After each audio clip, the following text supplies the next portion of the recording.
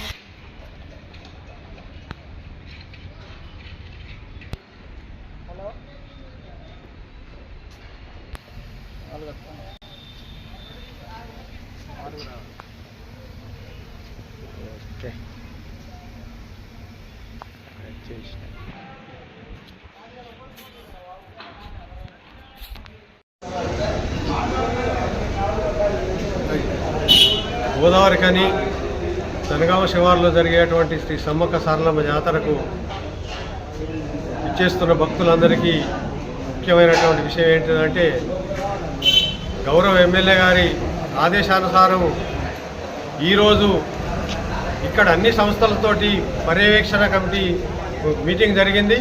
ఇప్పటి వరకు ఏం వర్క్స్ జరిగినాయి, ఇంకేం ల్యాబ్స్ ఉన్నాయి, అవన్నీ జరగాలని ఎమ్మెల్యే గారు సూచన చేయడం జరిగింది. ముఖ్యంగా ఎన్నడూ లేనటువంటి విధంగా ఈసారి అన్ని సౌకర్యాలు ఏర్పాటు చేయడం జరిగింది. కాబట్టి భక్తులు అధిక సంఖ్యలో పాల్గొని అమ్మవారి కృపకు పాత్రలు కావాలని కోరుతున్నాము. జనవరి 28 నుంచి 31 వరకు జాతర జరుగుతుంది. అందులో 28 రోజున శ్రీ సారలమ్మ దేవత గజకొచ్చుడ, 29 తారీఖు నాడు సమ్మక్క దేవత గద్దెకు వస్తుంది. కాబట్టి భక్తులు అధిక సంఖ్యలో పాల్గొనాలని కోరుకుంటున్నాం. ఇప్పుడే దాకానే అన్ని సంస్థలతోటి పర్యవేక్షణ మీటింగ్ జరిగింది. అందులో క్షుణ్ణంగా పరిశీలన చేస్తూ అన్నీ మాట్లాడడం జరిగింది. అలాగే మా కమిటీ తరఫున కూడా అన్ని కమిటీలు ఏర్పాటు చేయడం జరిగింది. ఈ రోజు నుంచి వారు కూడా అన్ని పనులు బాధ్యతలు తీసుకొని ఎవరి పని వారు చేయడానికి ఇప్పుడే బాధ్యత అప్పగించడం జరిగింది. కాబట్టి ఇటు జాతరకు అధిక సంఖ్యలో భక్తులు పాల్గొని అమ్మవారి కృపకు పాత్రలు కావాలని కోరుకుంటున్నాం.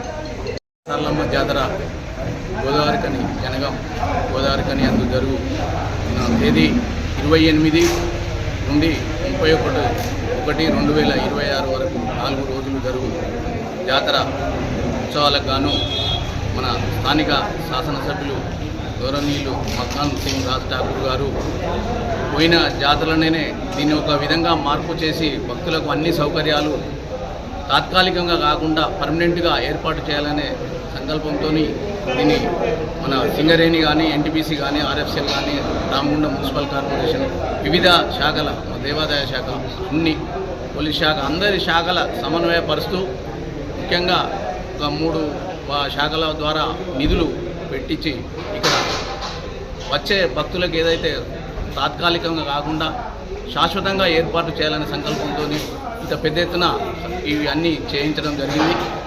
ఇప్పటి వరకు దాదాపు 90% పనులు పూర్తి కంప్లీట్ అయినాయి.